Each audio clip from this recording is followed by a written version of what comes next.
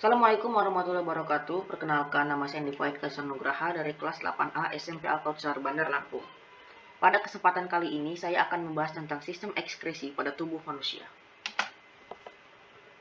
Pertama-tama, kita harus mengetahui sistem ekskresi merupakan salah satu dari proses pengeluaran pada tubuh manusia. Proses pengeluaran pada tubuh manusia dibagi menjadi tiga, yaitu defekasi, ekskresi, dan juga sekresi. Defekasi merupakan pengeluaran zat sisa hasil pencernaan.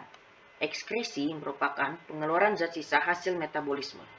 Contohnya adalah karbon dioksida, keringat, dan juga urin.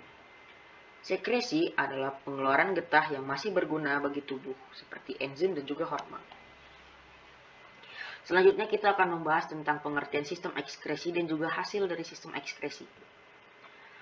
Sistem ekskresi adalah sistem pengeluaran zat-zat sisa metabolisme yang tidak berguna bagi tubuh dari dalam tubuh, seperti menghembuskan gas karbon dioksida ketika kita bernafas, berkeringat, dan juga buang air kecil.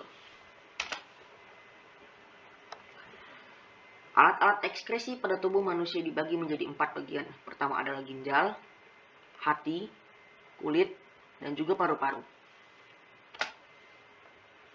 Pertama-tama kita akan membahas tentang ginjal.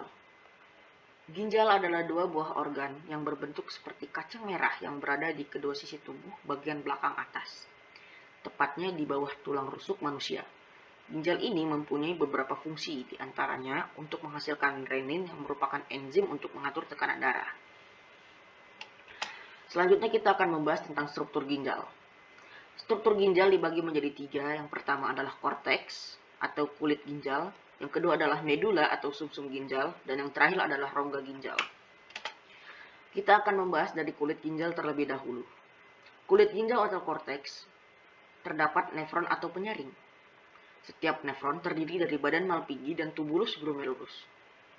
Glomerulus sendiri merupakan anyaman pembuluh darah kapiler, dan glomerulus dibungkus oleh kapsul lumen. Selanjutnya kita akan membahas tentang sumsum tulang. Sumsum tulang atau medula. Sumsum tulang ginjal terdiri dari tubulus contortus. Dan yang terakhir adalah rongga ginjal atau pelvis renalis. Pada rongga ginjal terdapat pembuluh yang bermuara. Dari tiap rongga keluar ureter. Jadi, setiap ginjal memiliki 2 ureter yang tersambung ke kantong kemih. Ureter sendiri berfungsi mengeluarkan dan menyalurkan urin ke kantong kemih, yang nantinya akan disalurkan keluar melalui uretra. Selanjutnya kita akan membahas fungsi ginjal. Di sini fungsi ginjal ada 5. Yang pertama adalah menyaring darah sehingga menghasilkan urin, lalu membuang zat-zat yang membahayakan tubuh seperti urea dan asam urat, membuang zat-zat yang berlebihan dalam tubuh, mempertahankan tekanan osmosis cairan ekstraseluler, dan juga mempertahankan keseimbangan dan asam dan basa. Selanjutnya kita akan membahas pembentukan urin. Pembentukan urin dibagi menjadi 3. Yang pertama adalah filtrasi, yang kedua adalah reabsorpsi, dan yang ketiga adalah augmentasi. Kita akan membahas dari yang pertama, yaitu filtrasi. Filtrasi terjadi di dalam glomerulus yang menghasilkan filtrat glomerulus atau sering kita kenal sebagai urin primer. Selanjutnya, urin primer ini akan direabsorpsi di dalam tubulus contortus proximal untuk menyerap zat-zat yang masih berguna bagi tubuh. Dan dihasilkanlah filtrat tubulus atau yang sering kita kenal sebagai urin sekunder. Selanjutnya, urin sekunder akan diaugmentasi di dalam tubulus contortus distal dan menghasilkan urin. Dalam keadaan normal, urin mengandung air, urea, amonia, garam mineral, zat warna empedu, vitamin, obat-obatan, dan hormon. Lalu selanjutnya kita akan membahas tentang hati atau hepar. Hati merupakan kelenjar terbesar dalam tubuh manusia yang beratnya kurang lebih 2 kg dan terletak di rongga perut sebelah kanan dan di bawah diafragma. Hati memiliki 2 struktur. Yang pertama adalah struktur bagian kanan dan yang kedua adalah struktur bagian kiri. Selanjutnya kita akan membahas tentang fungsi hati. Hati memiliki 7 fungsi, yaitu menghasilkan empedu yang mengandung zat sisa dari perombakan eritrosit di dalam limpah, menyimpan gula dalam bentuk glikogen, mengatur kadar gula darah, tempat pembentukan urea dari amonia, menawarkan racun, membentuk vitamin A dari provitamin A, dan juga tempat pembentukan fibrinogen protombin.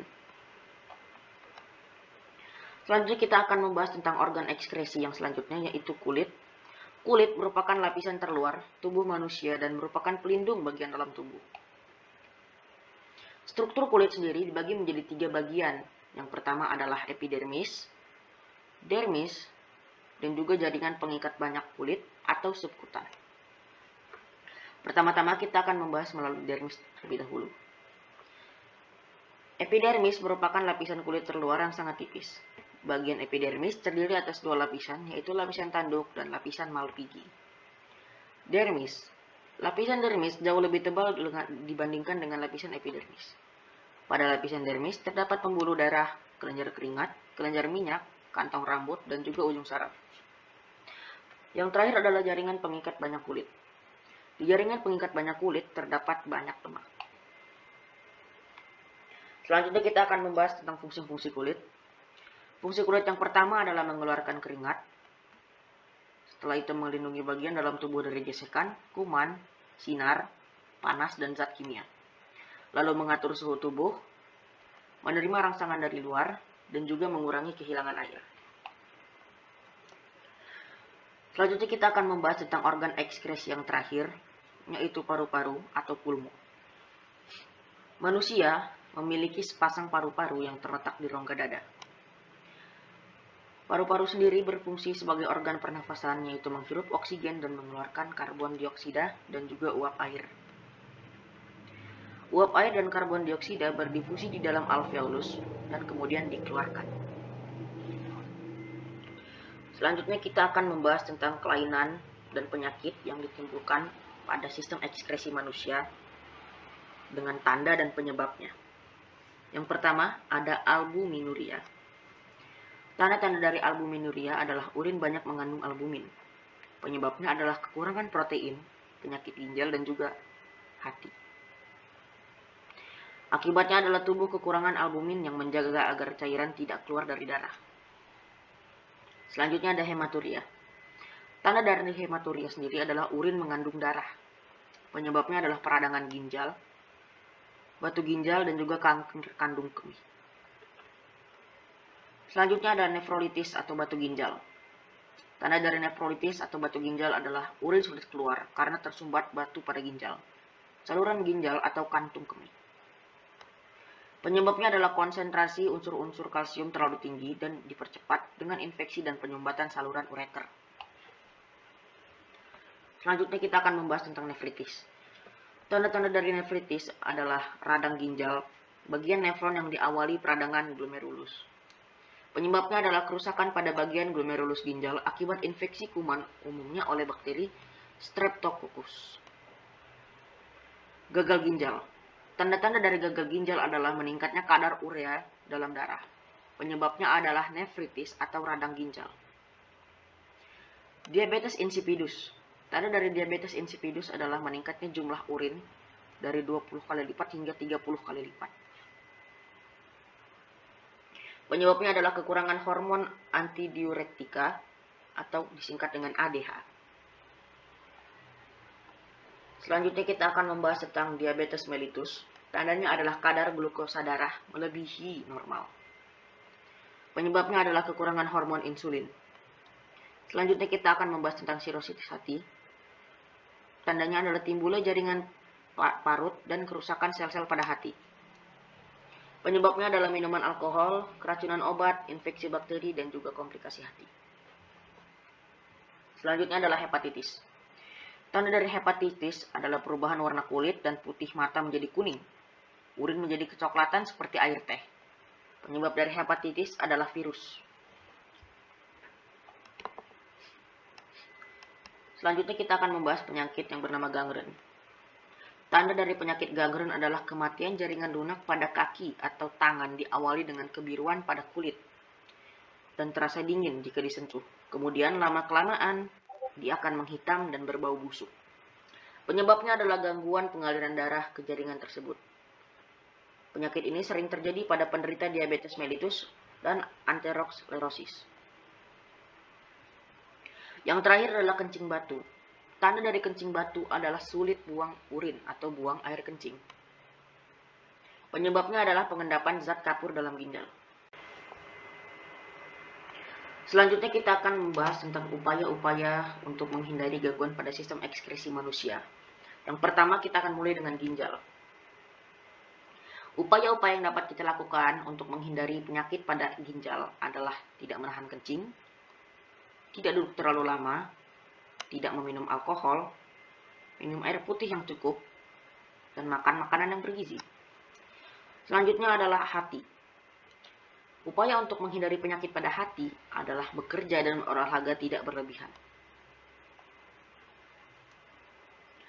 Selanjutnya kita akan membahas upaya untuk menghindari penyakit pada kulit. Yang pertama adalah mandi 2 kali sehari menggunakan sabun, menggunakan handuk yang bersih setelah mandi atau setelah mengeringkan badan. Yang ketiga menggunakan lotion. Yang keempat mengonsumsi air putih yang cukup, makan makanan bergizi, berolahraga dan juga istirahat yang cukup. Yang terakhir kita akan membahas upaya untuk menghindari gangguan pada sistem ekskresi paru-paru. Yang pertama adalah olahraga, menghindari rokok, asap pabrik, asap kendaraan, dan macam-macam asap lainnya. Setelah itu cukup istirahat dan juga mengonsumsi makanan-makanan yang bergizi. Baiklah, saya rasa sudah cukup untuk pertemuan kali ini. Terima kasih atas perhatiannya. Sekian dari saya. Assalamualaikum warahmatullahi wabarakatuh.